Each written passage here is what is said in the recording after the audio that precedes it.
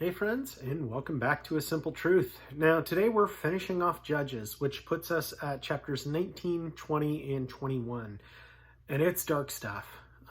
We get a really dark picture of a town of Gibeah, which is what we're going to be looking at. And we already saw some interesting stuff yesterday with Samson and then the story of Micah as well.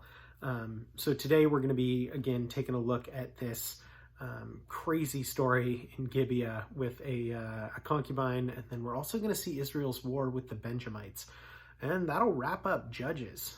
So again, this is going to be 19 through 21. So chapter 19. And it came to pass in those days, when there was no king in Israel, that there was a certain Levite staying in the remote mountains of Ephraim. He took for himself a concubine from Bethlehem in Judah. But his concubine played the harlot against him, and went away from him to her father's house at Bethlehem in Judah, and was there for 4 whole months.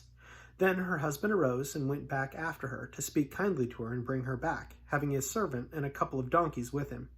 So she brought him into her father's house, and when the father of the young woman saw him, he was glad to meet him. Now his father-in-law, the young woman's father, detained him, and he stayed with him 3 days. So they ate and drank and lodged there. And it came to pass on the 4th day that they arose early in the morning. But he stood to depart, and as he stood to depart, the young woman's father said to his son-in-law, "Refresh your heart with a morsel of bread, and afterward go your way." So they sat down, and the two of them ate and drank together. Then the young woman's father said to the man, "Please be content to stay all night, and let your heart be merry." And when the man stood to depart, his father-in-law urged him, so he lodged there again. Then he arose early in the morning on the 5th day to depart. But the young woman's father said, "Please refresh your heart." So they delayed until the afternoon, and both of them ate. And when the man stood to depart, he and his concubine and his servant, his father-in-law, the young woman's father, said to him, "Look, the day is now dawning towards evening. Please spend the night here, that your heart may be merry. Tomorrow go your way early, so that you may get home." However, the man was not willing to spend that night. So he rose and departed, and came opposite Jebus, that is, Jerusalem. With him were his 2 saddled donkeys. His concubine was also with him. They were near Jebus, and that day was far spent. And the servant said to his master, "Come, please, let us turn aside into the city of the Jebusites and lodge in it." But his master said to him, "We will not turn aside here into the city of foreigners who are not of the children of Israel. We will go on to Gibeah." So he said to his servant, "Come, let us draw near to one of those places and spend the night in Gibeah or in Ramah." And they passed by and went on their way, and the sun went down on them near Gibeah, which belongs to Benjamin. They turned aside from there to go to lodge in Gibeah. And when he went in, he sat down in the open square of the city, for no one would take them into his house to spend the night. Just then an old man came in from his work in the field at evening, who was staying in the mountains of Ephraim. He was staying in Gibeah, whereas the men of this place were Benjamites. And when he raised his eyes, he saw the traveler in the open square in the city. And the old man said, "Where are you going, and where do you come from?" So he said to him, "We are passing from Bethlehem in Judah towards the remote mountains of Ephraim. I am from there. I went to Bethlehem in Judah. Now I am going to the house of the Lord. But there is no one who will take me into his house, although we have both straw and fodder for our donkeys, and bread and wine for myself, for your female servant, and for the young man who is with your servant. There is no lack of anything." And the old man said, "Peace be with you. However, let all your needs be my responsibility. Only do not spend the night in the open square." So he brought him into his house and gave him fodder to the donkeys, and washed their feet, and ate and drank. As they were enjoying themselves, suddenly certain men of the city, perverted men, surrounded the house and beat on the door. They spoke to the master of the house, the old man, saying, "Bring out the man who came to your house, that we may know him carnally." But the man, the master of the house, went out to them and said to them, "No, my brethren, I beg you, do not act so wickedly. Seeing this man come into my house, do not commit this outrage. Look, here is my virgin daughter and the man's concubine. Let me bring them out now. Humble them and do with them as you please. But to this man do not do such a vile thing." But the men would not heed him. So the man took his concubine and brought her out to them, and they knew her and abused her all night till morning. And when the day began to break, they let her go. Then the woman came as the day was dawning and fell at the door of the man's house where her master was until it was light. When her master arose in the morning and opened up the doors of the house and went out to go on his way, There was his concubine, fallen at the door of the house with her hands on the threshold. And he said to her, "Get up, and let us be going." But there was no answer. So the man lifted her onto the donkey, and the man got up and went to his place. When he had entered his house, he took a knife, laid hold of his concubine, and divided her into 12 pieces, limb by limb, and sent her throughout all the territory of Israel. And so it was that all who saw it said, "No such deed has been done or seen from the day of Israel, from the day of the children of Israel came up from the land of Egypt until this day. Consider it, confer, and speak up." Chapter 20. So all the children of Israel came out from Dan to Beersheba, as well as from the land of Gilead, and the congregation gathered together as one man before the Lord at Mizpah. And the leaders of all the people, all the tribes of Israel, presented themselves an assembly of the people of God, 400,000 foot soldiers who drew the sword. Now the children of Benjamin heard that the children of Israel had gone up to Mizpah, and the children of Israel said, "Tell us, how did this wicked deed happen?" So the Levite, the husband of the woman who was murdered, answered and said, "My concubine and I went to Gibeah, which belongs to Benjamin, to spend the night. And the men of Gibeah rose around me, and surrounded the house at night because of me. They intended to kill me, but instead they ravished my concubine, so that she died. I took hold of my concubine, cut her into pieces, and sent her throughout all the territory of the inheritance of Israel, because they committed lewdness and outrage in Israel. Look, all of you are children of Israel. Now give your advice and counsel here and now." So all the people arose as one man, saying, "None of us will go to his tent, nor will any of us turn back to his house. But now that this thing which we will do on to Gibeah, we will go up against it by lot. We will take 10 men out of every hundred throughout all the tribes of Israel, 100 out of every 1,000, and 1,000 out of every 10,000, to make provisions for the people, that when they come to Gibeah in Benjamin, they must repay all this vileness that they have done in Israel." So all the men of Israel were gathered against the city, united together as one man. Then the tribes of Israel sent men throughout all the tribe of Benjamin, saying, "What is this wickedness that has occurred among you? Now therefore deliver the men, the perverted men who are in Gibeah, that we may put them to death and remove the evil from Israel." But the children of Benjamin would not listen to the voice of their brethren, the children of Israel. Instead, the children of Benjamin gathered together from their cities to Gibeah to go to battle against the children of Israel. And from their cities at the time, the children of Benjamin numbered 26,000 men who drew the sword, besides the inhabitants of Gibeah, who numbered 700 select men. Among all these people were 700 select men who were left-handed. Every one could sling a stone at a hair's breadth and not miss. Now, besides Benjamin, the men of Israel numbered 400,000 men who drew the sword. All of these were men of war. Then the children of Israel arose and went up to the house of God to inquire of God. And they said, "Which of us shall go up first to battle against the children of Benjamin?" The Lord said, "Judah first." So the children of Israel rose in the morning and encamped against Gibeah. And the men of Israel went out to battle against Benjamin. And the men of Israel put themselves in a battle array to fight against them at Gibeah. Then the children of Benjamin came out of Gibeah, and on that day cut down the ground 22,000 men of the Israelites. And the people, that is the men of Israel, encouraged themselves and again formed the battle line at the place where they had put themselves in array on the first day. Then the children of Israel went up and wept before the Lord until evening, and asked counsel of the Lord, saying, "Shall I again draw near for battle against the children of my brother Benjamin?" And the Lord said, "Go up against him." So the children of Israel approached the children of Benjamin on the second day, and Benjamin went out against them from Gibeah on the second day, and cut down to the ground 18,000 more of the children of Israel, all those who drew the sword. Then all the children of Israel, that is, all the people, went up and came to the house of God and wept, and they sat there before the Lord and fasted that day until the evening, and they offered burnt offerings and peace offerings before the Lord.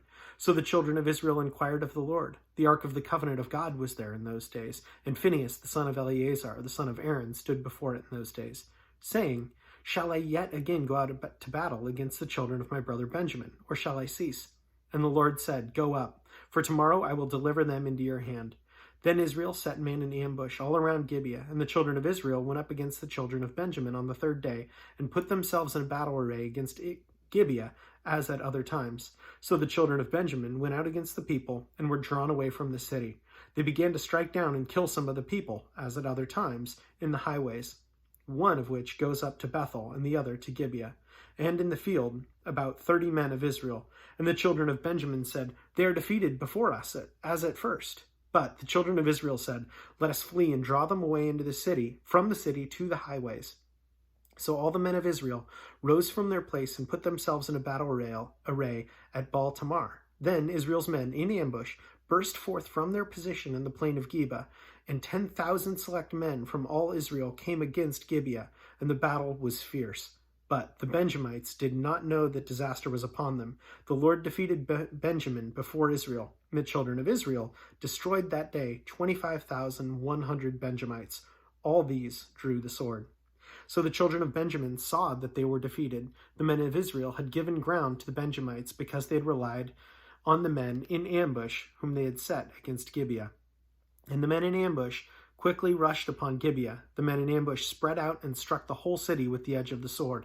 Now the appointed signal between the men of Israel and the men of ambush was that they would make a great cloud of smoke rise up from the city, whereupon the men of Israel would turn in battle.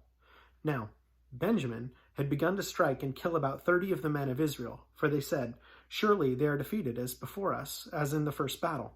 But when the cloud of smoke began to rise from the city, the column of smoke, the Benjamites looked behind them, and there was the whole city going up in smoke to heaven. And the men of Israel turned back. The men of Benjamin panicked, for they saw that disaster had come upon them. Therefore they turned their backs before the men of Israel in the direction of the wilderness, but the battle overtook them. And whoever came out from the cities they destroyed in their midst. They surrounded the Benjamites, chased them, and easily trampled them as far as Gibeah towards the east. And 18,000 men of Benjamin fell. All those were men of valor. And they turned and fled towards the wilderness to the rock of Rimmon. And they cut down 5,000 of them on the highways. Then they pursued them relentlessly up to Gidom, and killed 2,000 of them. So all who fell of Benjamin that day were 25,000 men who drew the sword. All of these were men of valor. But 600 men turned and fled towards the wilderness to the rock of Rimmon, and they stayed at the rock of Rimmon for 4 months. And the children of Israel turned back against the children of Benjamin, and struck down with the edge of the sword from every city, man and beast, all who were found. They also set fire to all the cities they came to. Chapter 21. Now the men of Israel had sworn an oath at Mizpah, saying, "None of us shall give his daughter to Benjamin as a wife." Then the people came to the house of God and remained there before God until evening. They lifted up their voices and wept bitterly and said, "O Lord God of Israel, why has this come to pass in Israel, that today there should be one tribe missing in Israel?" So it was on the next morning that the people rose early and built an altar there, and offered burnt offerings and peace offerings. The children of Israel said, "Who is there among the tribes of Israel who did not come up as to the assembly of the Lord?" For they had made a great oath concerning anyone who had not come up to the Lord at Mizpah, saying, "He shall surely be put to death." And the children of Israel grieved for Benjamin their brother, and said, "One tribe is cut off from Israel today. What shall we do for the wives of those who remain, seeing as we have sworn by the Lord that we would not give him our daughters as wives?" And they said, "What one is there from the tribes of Israel who did not come up to Mizpah to the Lord?" And in fact, no one had come up from the camp of Jabesh Gilead to the assembly. For when the people were counted, indeed, not one of the inhabitants was of Jabesh Gilead was there. So the congregation sent out 12,000 of their most valiant men and commanded them, saying, "Go and strike the inhabitants of Jabesh Gilead with the edge of the sword, including the women and the children. And this is the thing that you shall do. You shall utterly destroy every male and every woman who has known a man intimately." So they found among the inhabitants of Jabesh Gilead 400 young virgins who had not known a man intimately, and they brought them up to the camp at Shiloh, which is in the land of Canaan.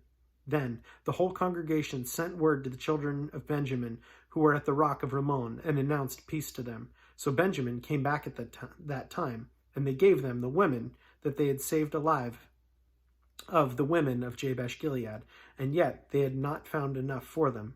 And the people grieved for Benjamin, because the Lord had made void in the tribes of Israel. Then the elders of the congregation said, "What shall we do for the wives of those who remain, since the women of Benjamin have been destroyed?" And they said, "There must be an inheritance for the survivors of Benjamin, that a tribe may not be destroyed from Israel. However, we cannot give them the wives of our daughters, for the children of Israel have sworn an oath, saying, 'Cursed be the one who gives a wife to Benjamin.' Then they said, "In fact, there is a yearly feast of the Lord at Shiloh, which is in the north of Bethel, on the east side of the highway that goes up from Bethel to Shechem, and to the south of Lebona. Therefore, they instructed the children of Benjamin, saying, 'Go, lie in wait in the vineyards and watch. And just when the daughters of Shiloh come out to perform their dances, then come out from the vineyards, and every man catch a wife for himself from the daughters of Shiloh. Then go to the land of Benjamin. Then it shall be, when their fathers or their brothers come up to us to complain, we will say to them, Be kind to them for our sakes, because we did not take a wife for any of them in the war. For it is not as though you have given the women to them at this time, making yourselves guilty of your oath.' And the children of Benjamin did so, and they took enough wives for their number from those who danced, whom they caught. And then they went and returned to their inheritance, and they rebuilt the cities and dwelt in them, so that the children of Israel departed from there at that time. Every man to his tribe and family, they went out from there, every man to his inheritance. In those days there was no king in Israel. Everyone did what was right in his own eyes."